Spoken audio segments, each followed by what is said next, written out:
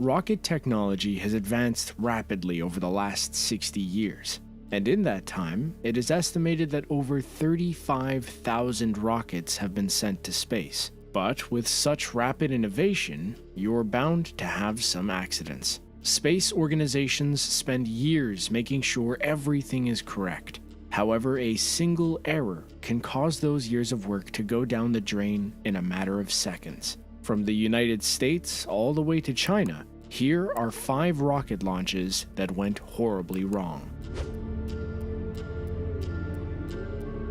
In October of 2014, NASA was set to launch an unmanned Antares rocket off the Virginia coast. The goal was simple: to deliver goods to the International Space Station, something that had been done many times before. Unfortunately, things took a different turn that day. When the launch began, it was business as usual, but that didn't last for long.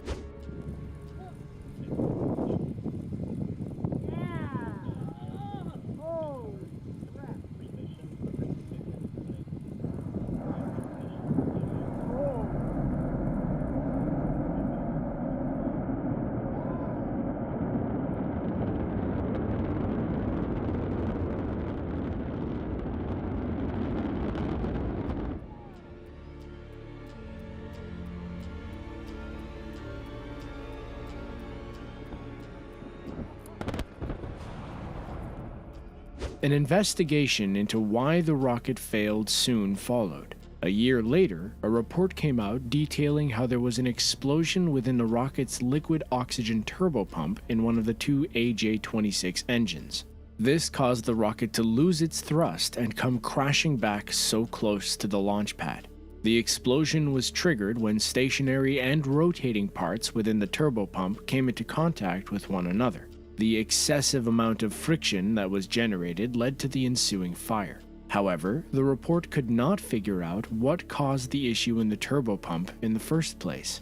Investigators narrowed it down to 3 potential issues, or perhaps some kind of combination of the 3.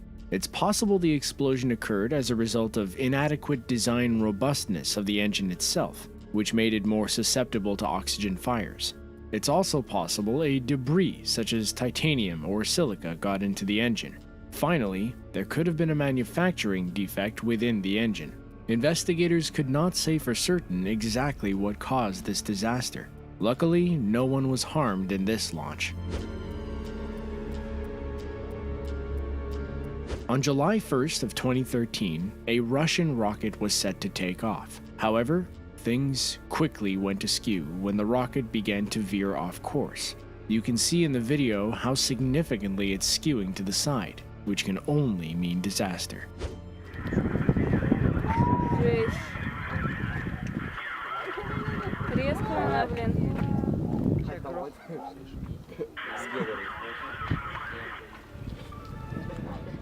It didn't take long for the rocket to begin breaking apart before falling back to Earth and exploding.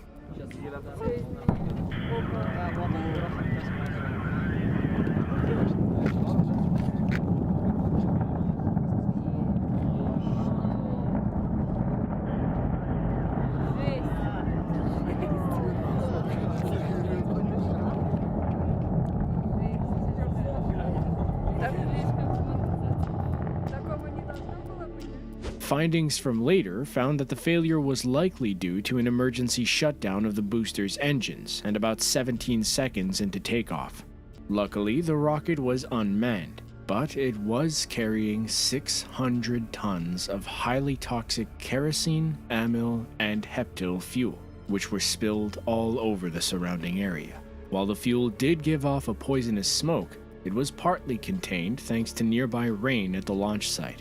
Unfortunately, the people of Baikonur, a town about 36 miles away from the launch, were still in harm's way. An alert went out telling them to stay inside with the windows closed until further notice. The rocket was insured for 6 billion rubles, which comes out to about 182 million American dollars. The failure came on the heels of a slew of rocket launch mishaps to occur in Russia. 3 satellites were lost in December of 2010 when a different Proton rocket also failed during launch.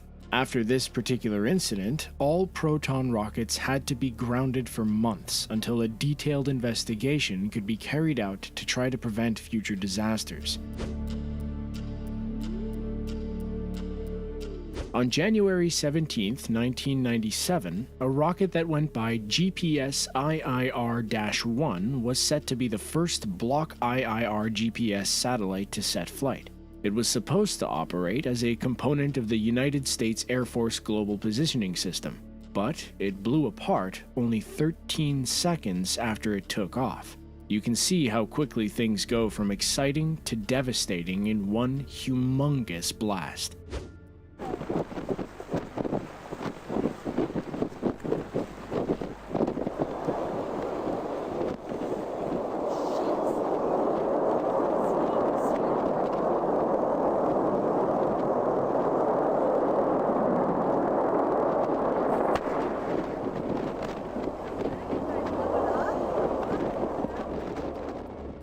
The rocket took off from Cape Canaveral. It was found that the rocket's flight termination system was activated via its onboard computer. This detonated the explosive charges located around the rocket, causing it to go up in flames. When it exploded, the rocket was roughly 1,600 feet in the air, making it the lowest altitude explosion to occur at Cape Canaveral since the Atlas Centaur AC-5 disaster in 1965. Later, an investigation found that the failure was due to a crack in the casing of the No. 2 solid rocket motor. This crack began to form at T+6 seconds, and it only got worse from there. At T+12 seconds, the SRB casing finally ruptured, resulting in debris getting stuck at the No. 8 SRB right next to it. That led to the motor failing, and at that point, there was no hope of salvaging the mission. A manual destruct command was set to terminate the launch for safety reasons. Residents of the surrounding area were advised to stay inside and keep their windows closed because vapors from the rocket could be toxic or irritating. The impact was still felt in the nearby town. Some damage to store windows were reported as much as 10 miles away from the launch site, but buildings can be repaired. Luckily, nobody was killed from this incident. The Vanguard TV-3 was the United States' first attempt to get a satellite into orbit around the planet. The world saw several successful Soviet launches with Sputnik 1 and 2, so the United States designed the Vanguard TV-3. This was a small satellite made to test the launch abilities of the three-stage Vanguard and study the effects of the Earth's orbit on the vessel. It was also meant to obtain geodetic measurements through the orbit's analysis. The key words in that last sentence are meant to. The launch was set to take place on December 6, 1957.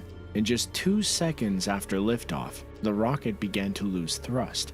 It fell back to Earth onto its launch pad. As it settled back onto the ground, the fuel tanks ruptured and subsequently exploded. The rocket was destroyed, and the launch pad sustained extreme damage. There were a number of failures during the year, and the United States promptly announced them. The first and most spectacular of these was Vanguard at the end of 1957. There were other Vanguard failures. All achieved takeoff, but trouble occurred either in the second or third stages. An investigation ensued, but they could not determine the precise cause of the accident. It's believed that the fuel system malfunctioned in some way. After the incident, the satellite was too badly damaged to be salvaged. However, it went on to be displayed in the National Air and Space Museum in the Smithsonian. On February 15, 1996, a satellite called Intelsat 708 was supposed to be launched from the Xichang Satellite Launch Center in China. However, the satellite itself was built by the American company Space Systems Laurel. You can see the rocket take off, and immediately you know something is wrong, because it's heading in the complete wrong direction.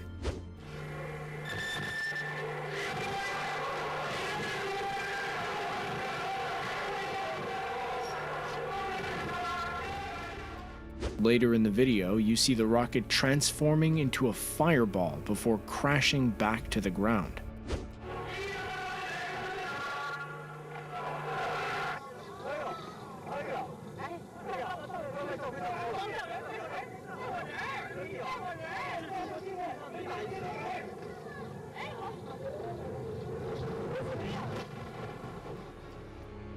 The rocket ended up crashing in a nearby village where 6 people lost their lives, according to a Chinese report. However, estimates that came out of America suggest that the number could be much higher. A video crew later went to the village where many buildings were completely destroyed. An investigation took place afterward, which determined that there was a failure within the rocket's guidance system. The investigation forced the Long March rock program to greatly improve its reliability. The program did not experience another failure until 2011. However, the parties involved with the disaster did not get out of it unscathed. The investigation led to a huge political controversy in the United States. The US government conducted its own investigation, which found that information from the report had been given illegally to China. Space Systems Laurel had to pay $20 million to settle charges of violating export controls. Rocket launches are necessary to support our modern way of living. However, all the time and money put into them can't always ensure they'll go off without a hitch. All space organizations can do is learn from these mistakes and try to make sure future disasters don't have a chance to happen. Be sure to click the link on screen to check out 5 ship launches that went horribly wrong. As always, thanks for watching, and we'll see you in the next one.